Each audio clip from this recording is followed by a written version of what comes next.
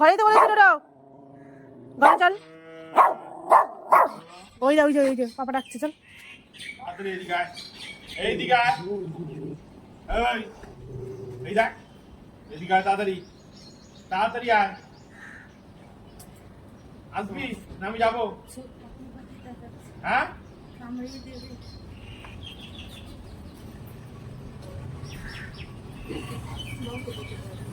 হ্যাঁ, ওকে ভয় পায়, আর কাউকে ভয় পায় না। খুব সাহস হচ্ছে, চল তাড়াতাড়ি।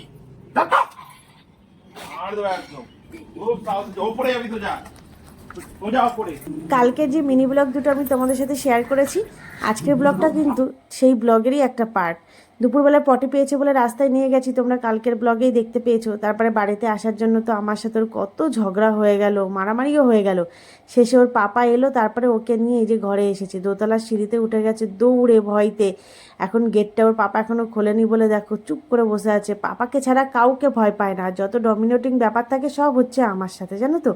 দুপুরবেলায় খাওয়া দাওয়া করে জল খায়নি, তারপরে উপরে এসে খাটের তলায় মুখ ঢুকিয়ে শুয়ে পড়েছে পাপার ভয়তে, যেহেতু পাপা খাটের উপরে বসে আছে সেই জন্য।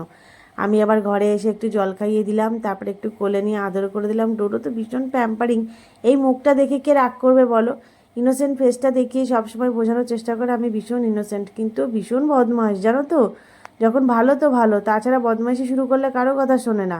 তারপরে জল টল খাইয়ে আদর টাদর করে যখন ছেড়ে দিলাম, লাইটটা অফ করে দিয়েছি, টুক করে দেখো আবার খাটের তলায় মুখ ঢুকিয়ে শুয়ে পড়েছে, কারণ বেরোতে পারবে না, পাপা আছে না ঘরে। ওই দেখো পাপা।